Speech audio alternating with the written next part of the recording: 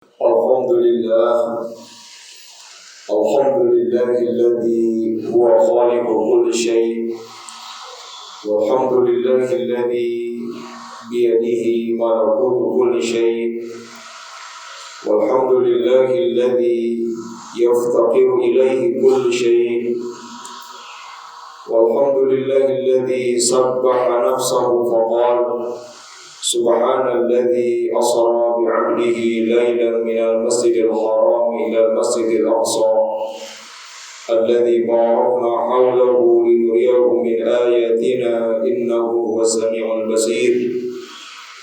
Wa ashhadu an la ilaha illallah wahdahu la syarika lah syahadatan tafuqu kulla syai'. Wa ashhadu anna Muhammadan abduhu wa rasuluhu rahmatul likulli syai'. Allahumma salli ala sayyidina Muhammadin sayyidil awwalin wal akhirin imamil anbiya'i wal mursalin wa ala alihi wa azwajihi wa dhurriyyatihi wa sahabatihi ajma'in wa man tabi'ahum bi ihsanin ila yaumiddin fi kulli syai'. Amma ba'd. Wa ya ikhwatil hadirun, usikum wa nafsi bitaqwallah, faqad fazal muttaqun, fattaqullah wa'malu shalihat wantahu 'anis sayyi'at. Wa qala Allah ta'ala fil Qur'anil Karim, a'udzu billahi minasy syaithanir rajim. Subhanalladzi asra bi'abdihi laylan minal masjidil haram ilal masjidil aqsa alladzi barakna hawlahu linuriyahu min ayatina innahu huwas sami'ul basir. Shallallahul alaihi. Hadirin jemaah sekalian, pada Jumat pertama bulan Rajab ini, bulan paling agung di antara 12 bulan dalam setahun, salah satu dari 4 bulan yang sangat terhormat, sangat mulia di hadapan Allah Subhanahu wa taala. Mari kita petik nilai-nilai ketakwaan dari ibrah, hikmah, pelajaran yang bisa kita renungkan dari peristiwa Isra Mi'raj yang merupakan peristiwa ikon simbol keagungan Allah Subhanahu wa taala di bulan Rajab ini.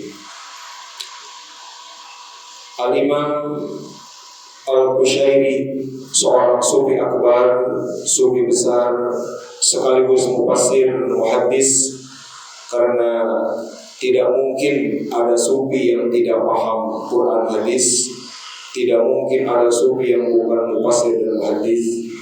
Di dalam tafsir beliau Lataiful Isyarat, beliau mencatat setidaknya 6-7 pesan dari pelajaran Isra Mi'raj untuk memperbaiki ketakwaan kita kepada Allah Subhanahu wa taala.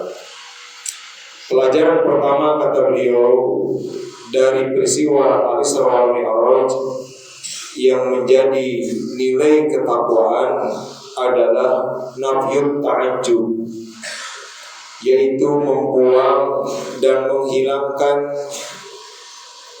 anggapan aneh, anggapan heran, bertanya-tanya, bahkan tidak percaya terhadap peristiwa besar yang terjadi di dalam kehidupan.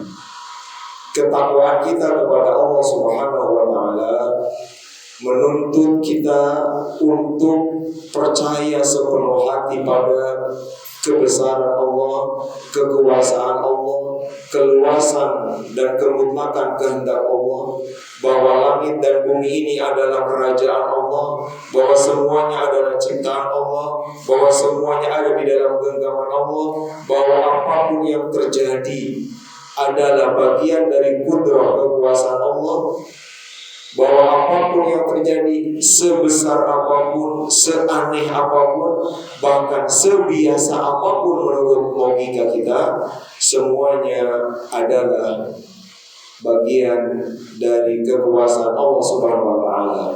Maka kalau ketakwaan yang berbicara tersambung pada keyakinan tentang kekuasaan Allah, tidak ada yang perlu dianggap aneh, Tidak ada yang perlu dianggap heran.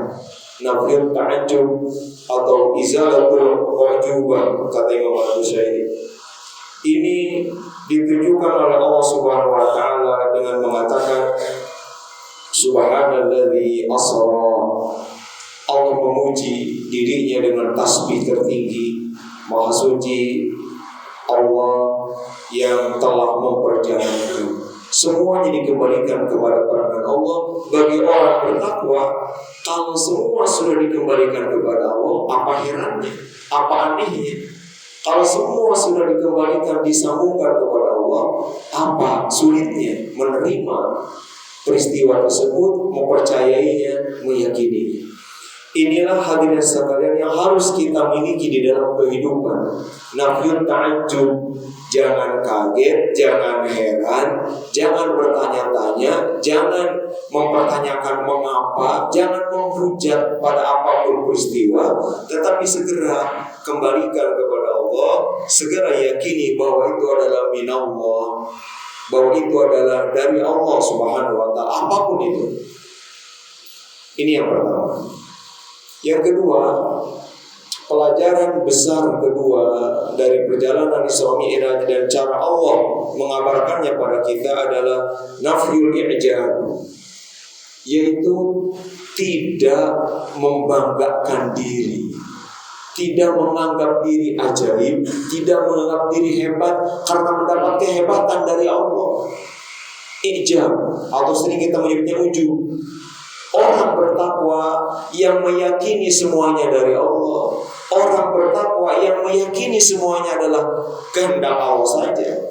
Yang meyakini bahwa semuanya tak lebih dari sekadar pancaran kekuasaan Allah, gambaran karunia Allah. Maka apapun yang diterima dirinya, sehebat apapun karunia dirinya, setinggi apapun makom yang Allah berikan pada dirinya, dia tidak akan i'jab, dia tidak akan membanggakan diri, mengagumi diri, karena dia akan selalu sadar ini dari Allah. Kalau sudah sadar ini dari Allah, apa alasan berbangga diri? Kalau sudah sadar kehebatan ini dari Allah, apa alasannya untuk menyombongkan diri? Bangga saja tidak ada alasan, apalagi menyombongkan, membandingkan diri dengan orang lain. Ini diisyaratkan oleh Allah dengan menyebut Rasulullah dengan makom setinggi itu dalam Mi'raj. Makom yang tidak dicapai oleh siapapun, para nabi, bahkan Jibril pun gak bisa mencapainya. Oleh Allah, Rasul disebutnya tidak dengan kekasih, tidak dengan bihabibihi, bikhalilihi, atau sebutan-sebutan akrab mesra lainnya, tetapi Allah menyebut beliau dengan bi'abdihi, subhanalladzi asra bi'abdihi. Ini adalah pelajaran untuk nafyul ijab. Jangan bangga dengan kehebatan diri, karena kehebatan dirimu tak lebih dari sekadar karunia Allah saja. Orang bertakwa akan selalu begitu memandang dirinya. Dia mengakui kelebihan-kelebihan dalam dirinya, mengakuinya sebagai karunia Allah, bukan sebagai alat untuk merendahkan orang lain.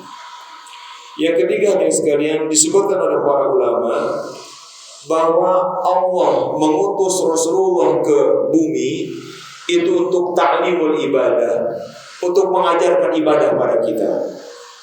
Bagaimana menyembah Allah, menghambakan diri pada Allah. Rasulullah sebagai nabi pertama, jauh sebelum Adam hidup. Kata Rasul sendiri mengatakan dalam hadis Bukhari, kuntu nabiyyan, aku telah jadi nabi, wa adamu baina ruhi wal jasad, sedangkan Adam baru berupa jasad, belum ada ruhnya. Rasulullah, lalu kenapa Allah memunculkan Rasulullah sebagai nabi akhir zaman? Itu adalah untuk mengajarkan bagaimana pengabdian ibadah kepada Allah.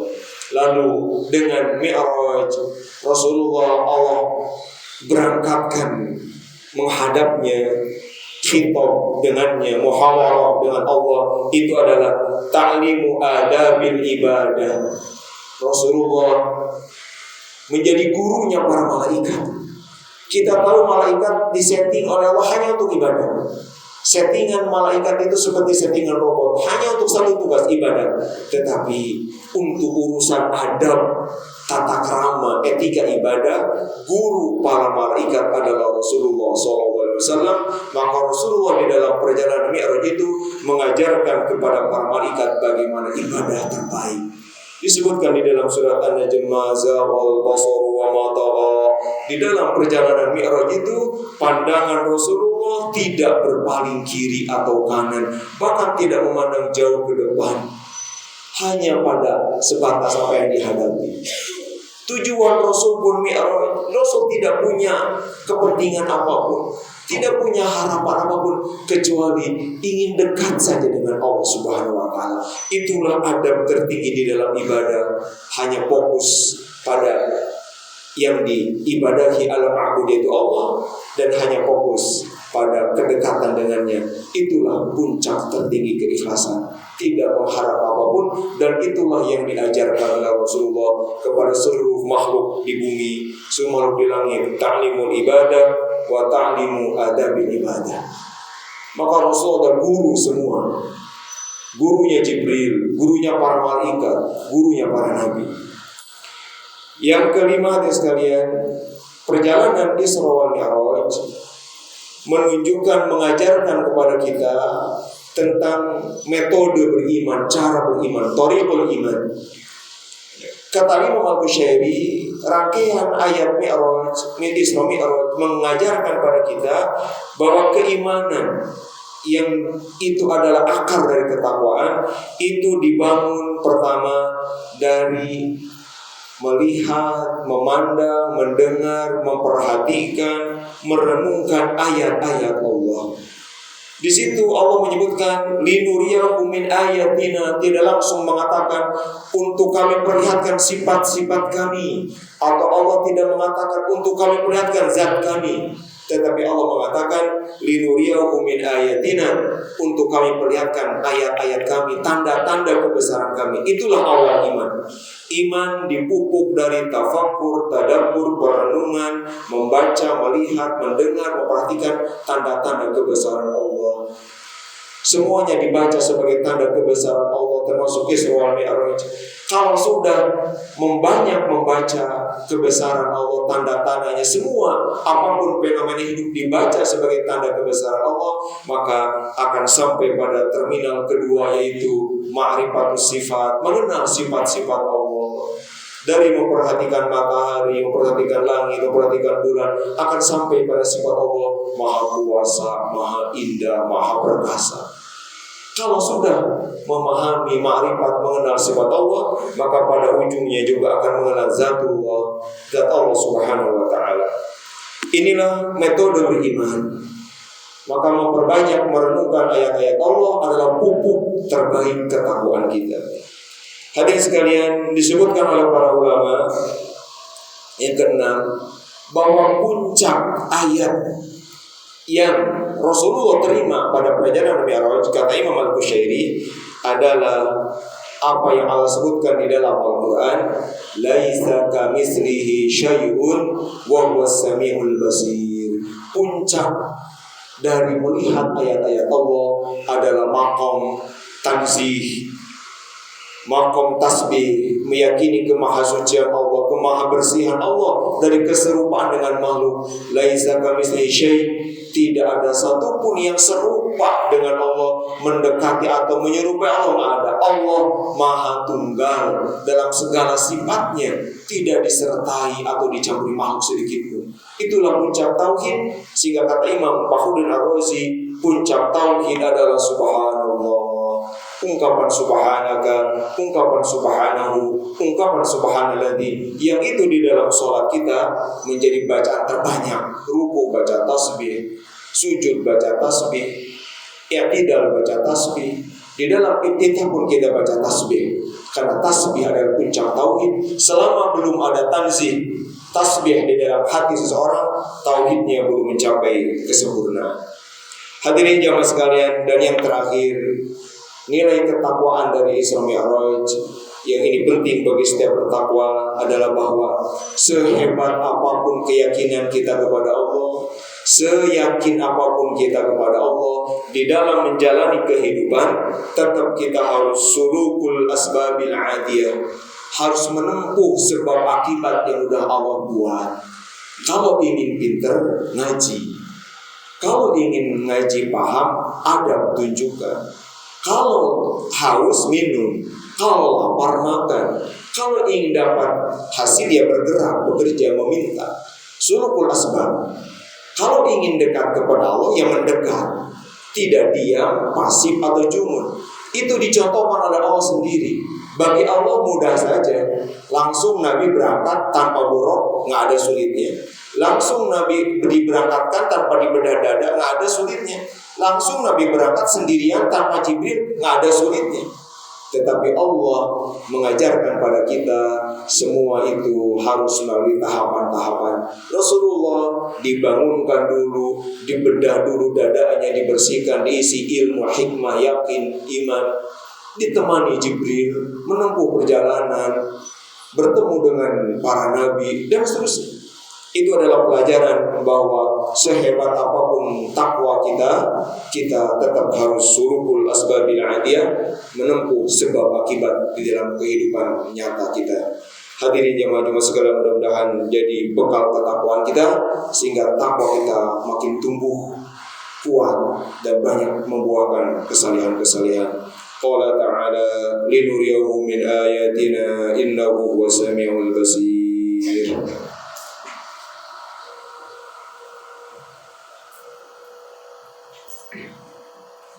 Innal hamdalillah nahmaduhu wa nasta'inuhu wa nastaghfiruh wa na'udzu billahi min shururi anfusina wa min sayyiati a'malina. Man yahdihillahu fala mudilla lahu wa man yudlil fala hadiya lahu. Asyhadu an la ilaha illallah wahdahu la syarika lahu wa asyhadu anna Muhammadan 'abduhu wa rasuluh. Amma ba'du. Wa ya ikhwatil hadirun, usikum wa nafsi bitaqwallah. Fattaqullaha haqqa tuqatih wa la tamutunna illa wa antum muslimun.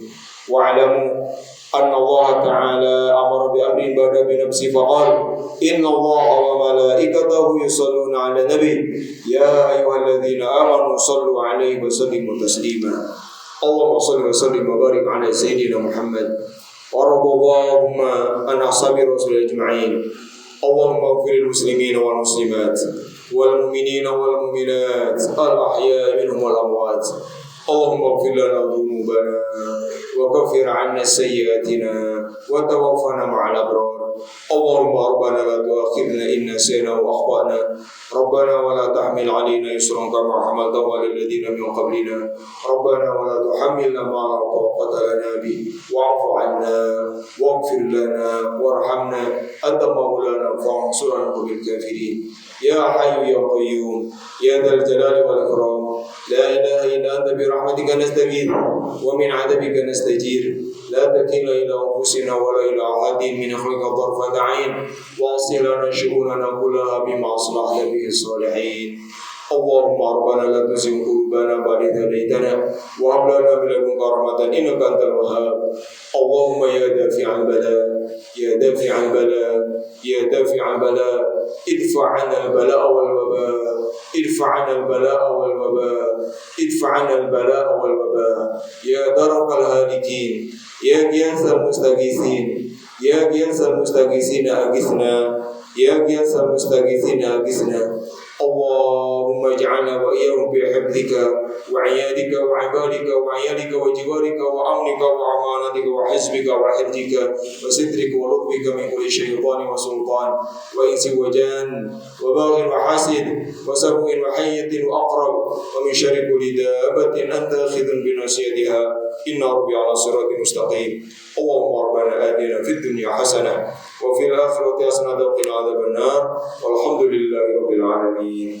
Ibadallah, inna Allaha ya'muru bil 'adli wal ihsan wa ita'i dzil qurba wa yanha 'anil fahsya'i wal munkari wal baghi ya'idzukum la'allakum tadhakkarun. Fadhkurullaha yadhkurkum wa la dhikrullahi akbar.